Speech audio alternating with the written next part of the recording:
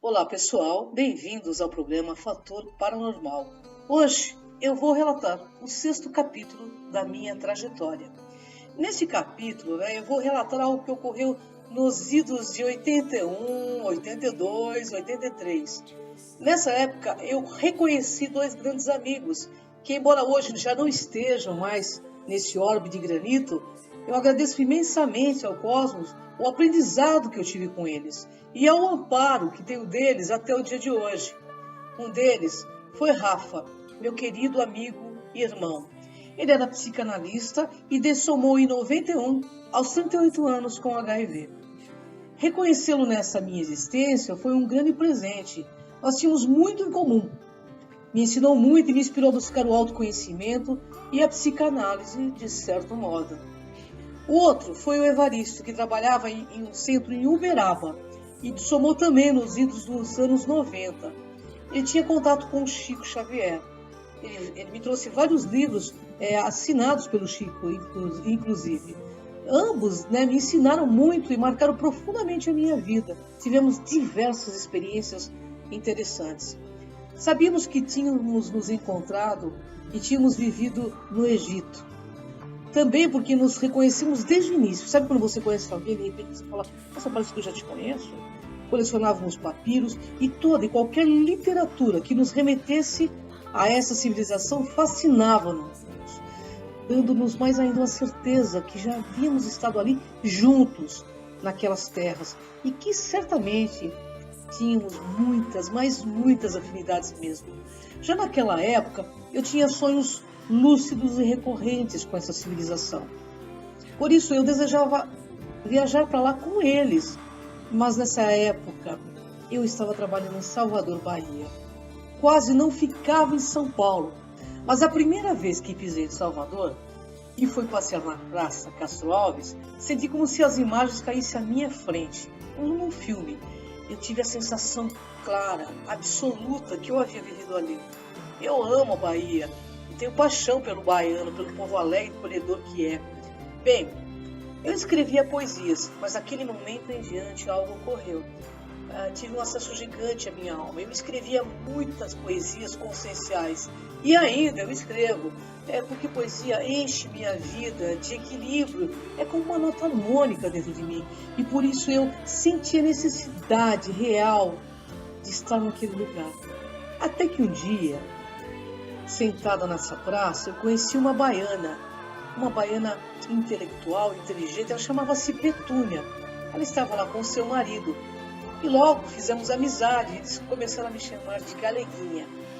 Fizemos amizade de imediato e desde essa data eles começaram a me levar para conhecer o lado esotérico da Bahia. Uma certa vez eles me levaram a uma Yalorissá famosérrima em Santo Amaro. Ela jogou o Ifá para mim. Olha, até hoje eu não sei se é Ifá ou se é o jogo de Búzios, mas eu acho que é o Búzios mesmo. Inicialmente falou que eram meus santos, quem eram os meus santos de cabeça. E depois disse: grave isso, filha de Oiá. O seu lugar não é aqui e nem em outro congá. E afirmava: seu destino, filha, está ligado às estrelas. Algo de longe tocará sua alma de tal forma para que você entenda.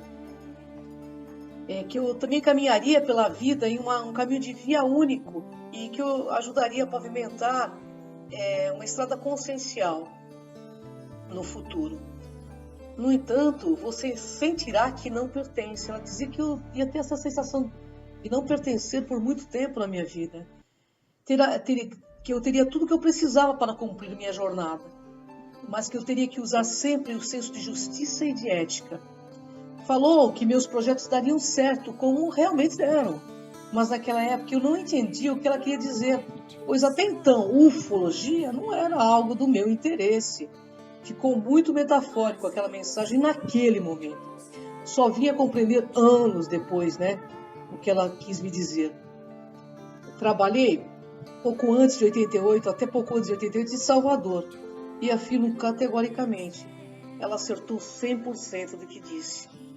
Mas com certeza levou alguns anos para compreender o recado dela. Lá também eu conheci Paulinho. Ele era evangélico, mas tinha uma mediunidade assim gigante. Um dia eu estava retornando a São Paulo para ver minha família no feriado. E ele pega minha mão e diz: minha linda, um rapaz jovem, bonito e próximo, morrerá de forma violenta. E você receberá essa notícia muito em breve. Ele esfregava as mãos nos olhos, lacrimejando, e dizia: você ficará muito triste. Bem, eu voltei de viagem já com a pulga atrás da orelha, porque o Paulinho toda vez tinha algumas intuições, e quando ele colocava essas intuições, sempre alguma coisa estranha acontecia. E eu recebi notícia, logo que eu voltei, que meu primo havia sido assassinado no banco que ele trabalhava. Ele era gerente do antigo Banerje e tinha sido pego como refém. O vigia reagiu e ele, aos 33 anos, morria com um tiro na cabeça. Dias depois, na casa de minha mãe em São Paulo, tive uma cólica renal gigante. E o Evaristo, meu amigo, veio me ver. Eu suava frio. Ele começou a esfregar a mão e passar em meus rins. De repente, a dor cessou. Uma energia quente tomou conta das minhas costas inteiras. Eu disse: nossa, você me curou? Ele respondeu: não, minha amiga, eu não curo ninguém. Você permitiu e se abriu a receber este alento. Com Evaristo e Rafa, aprendi verdadeiramente o que é ser uma pessoa comprometida com a espiritualidade e com a verdade que a gente traz. Eles eram simples, embora humanos, nunca rotaram ares de santidade, De ambos, ganhei no mínimo, pessoal, uns 300 a 400 livros sobre mediunidade: Kardec, Chico Xavier, Blavatsky, Jung, Khalil Gibran, Papos. Bem, eu li todos. Discutimos sempre sobre esses assuntos, sobre o que tínhamos lido. E claro, isso cada vez mais nos abria a visão do mundo das coisas. E assim, entre estudos com eles, fui vivendo minha adolescência. Participei com eles de tantos eventos de autoconhecimento, cursos de parapsicologia, cursos de cristal, curso de tarô, curso de tudo que vocês podem imaginar. E eu na realidade perdi as contas de quantos cursinhos eu fazia de final de semana quando estava em São Paulo, porque queríamos resposta que nos direcionasse a algo maior. Mas de novo, meu destino estava quase mudando. Fui trabalhar em Brasília, no Distrito Federal, e assim fiquei em Salvador. Fiquei entre Salvador, São Paulo e Brasília. Até que um dia, voltando de Salvador, com o veículo pela BR-116, uma rodovia mega perigosa, quase saí da estrada ao ver uma pessoa atravessar correndo à frente do meu veículo. Percebi que não era uma pessoa viva, que era um espectro de um ser humano. Meus pelos eriçaram e fiquei com medo gigante, mas eu não parei o carro. Andei uns 2 quilômetros e logo em seguida um acidente havia ocorrido com 2 mortos. Sempre soube que a estrada era um tapete de sangue, respeitava muito os limites da velocidade, mas também sabia que devido aos meus aspectos mediúnicos, eu não devia dar vazão ao medo, porque de certa forma me paralisava ter medo e abria ainda mais as minhas parapercepções, e eu precisava continuar a viagem. Mas em Brasília também conheci o Vale do Amanhecer, da Dona Neva, e foi pela primeira vez que começou a ouvir falar de OVNIs de uma forma quase lúdica. Mas em uma das minhas idas a São Paulo, fui a um evento no AMB que houve lá, e em meio a barracas e livros, conheci um indiano de meia idade. Ele era alto, barbudo, com um turbante branco na cabeça, um olhar profundo. Ele de repente pegou em minha mão, eu estava passando por ele, pegou em minha mão e quase me hipnotizou com aqueles olhos negros dele. Só que não entendi o que ele dizia. Ele falava, no meu entender, ele estava falando indiano. Ele soltou minhas mãos logo em seguida e deixou seu olhar registrado até hoje na minha alma e se foi.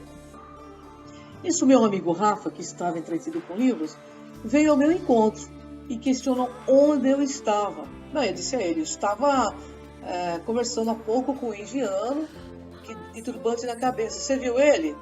Ele disse, não vi nenhum indiano por aqui. Ele disse que adoraria então conhecê-lo. E assim fomos ao encontro, né, daquele homem pela feira. Mas íamos olhando as barraquinhas que existem nessas feiras esotéricas. E de repente vimos em uma delas alguns quadros com a imagem dele.